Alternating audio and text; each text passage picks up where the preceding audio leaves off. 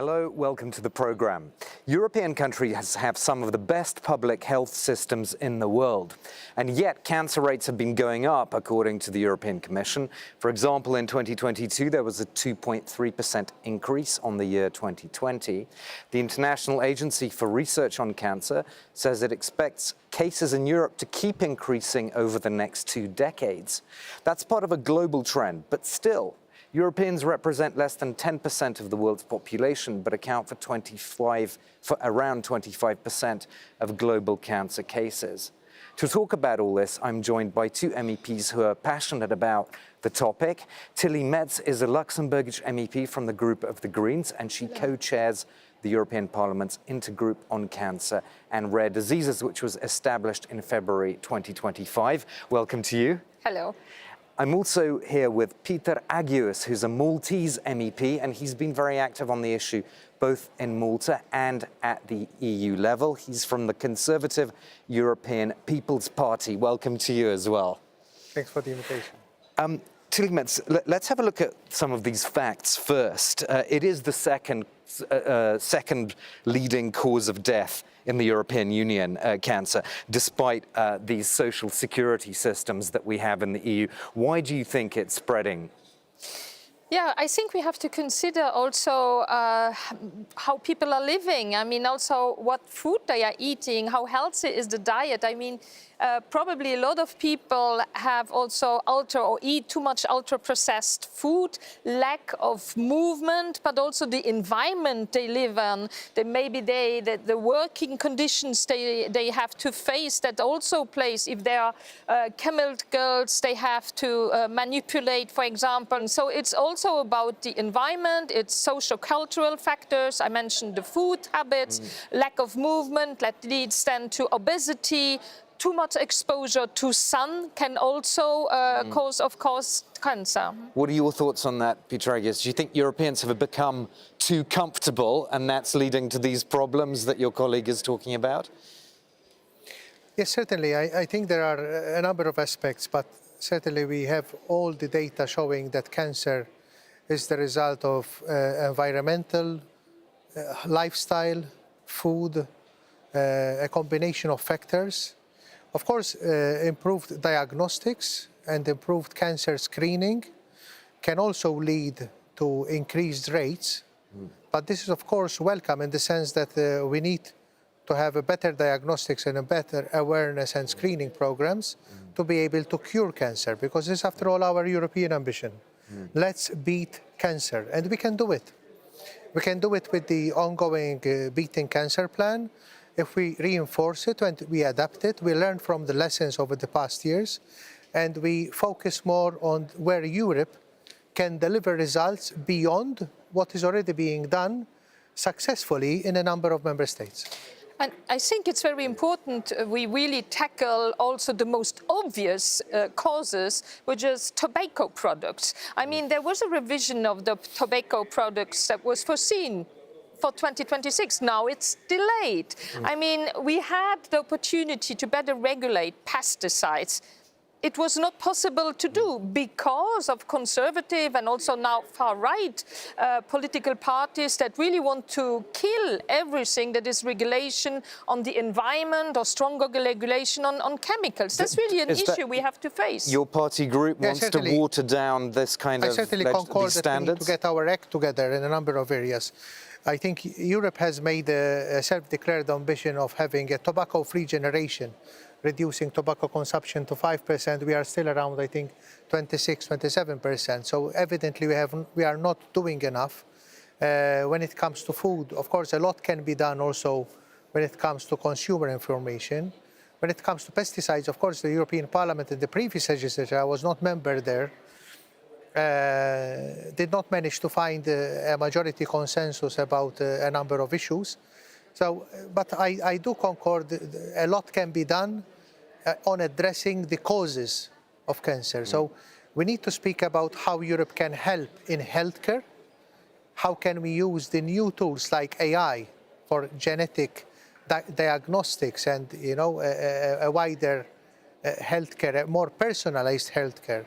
How the EU can help also in prevention when it comes to screening, but also, yes, addressing the root causes, which is our lifestyle, addressing obesity rates. I come from Malta. We have the highest obesity rates in Europe, and I'm very worried about that. Is that linked as a citizen and as a parent as well? And you've mentioned a very alarming figure, which is that 44% of Malta's population is expected to develop cancer. That sounds like an emergency almost. Absolutely. I mean, the rates for all over Europe are very, very alarming. And this also highlights the opportunity in this for us as Europeans, for the European Parliament, as the House of Representation of the European peoples, that we need to act in this area, because this is where citizens look up to Europe for solutions. I think a key role that the European Union has to play is in the protection of the consumers and of the environment.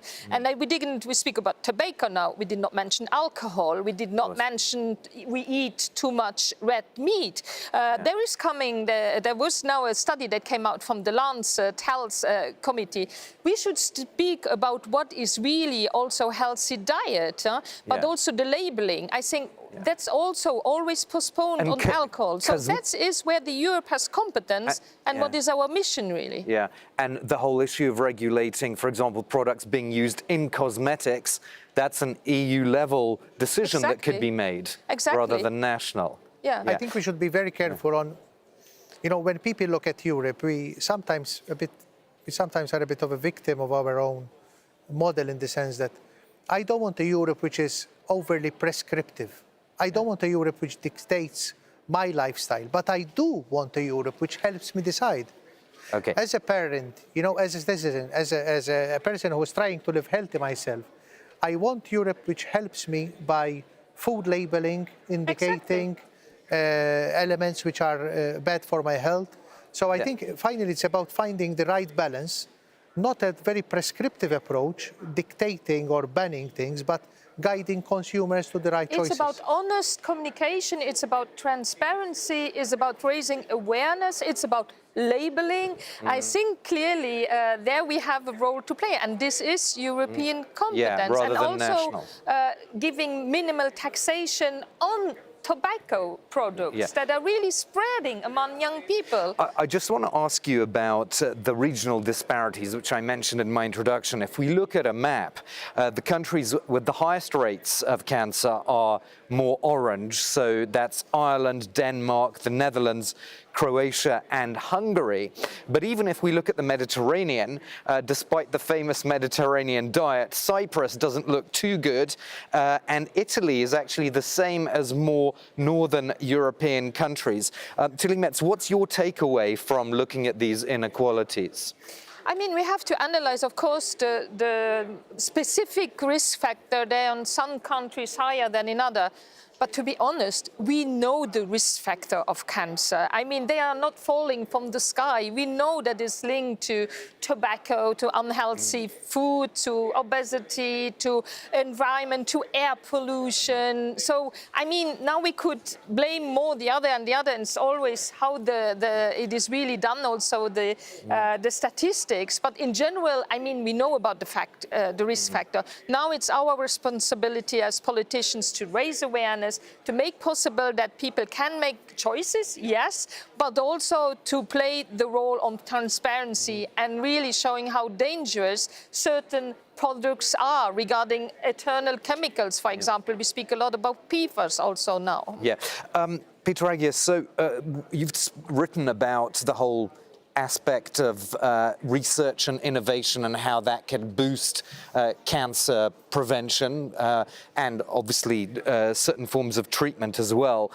Do you think the EU is putting its money where its mouth is on research and innovation, research and development? There's certainly been a lot of good being done, over the past years. But I think a lot of what we can do on cancer, it goes beyond funding. When I look at Malta, I come from Malta, and we are the best when it comes to curing the most common cancers, like breast cancer. Malta is the top when you see the statistics in the common cancers, but then we suffer for the rarer cancers, because we don't have the numbers. We have a small population, so our hospitals cannot reasonably invest heavily in diagnostics and cure for the rarer cancers. So you need and this more is where Europe R&D then? needs to make the difference. Yeah. We don't need to double up all our investments in Luxembourg, in Malta, and Germany, but we need to make sure that that Europe makes the links. And this is where the cross-border health directive comes in. This is where the European reference networks come in. And of course, we need to invest heavily on research for sure, because the opportunities there are amazing, and we need to tap into that. But we also need to make sure that the European model works by connecting people together, by making sure that research centers are accessible to the different hospitals all across the European Union. Just your thoughts, particularly on research and development, Inequalities, on Horizon Europe. Do you think the EU programs are doing enough? I mean, there is really a clear ambition with the EU cancer mission, where we invest now 2 billion, it's on the horizon, to really improve the quality of life of 3 million people. And also when we look at the EU for Health program, there are another more than 1 billion that is there to support different projects in member states, etc. Everything really to make better treatment. And let me just mention a very last point. We are also now discussing a lot at the European level of optimization of treatment. Really, that this must be an obligation in order to reduce secondary effects of treatment and to make more personalized medicine, and also to make it more affordable. So really in the interest of patients, and that's also an important sector where the EU can act. We'll have to stop there. It's been obviously a lot of things to pack into a short space of time, but thank you so much to both of my guests, Tilly Metz and Peter Agios. That's all for this episode here on Talking Europe.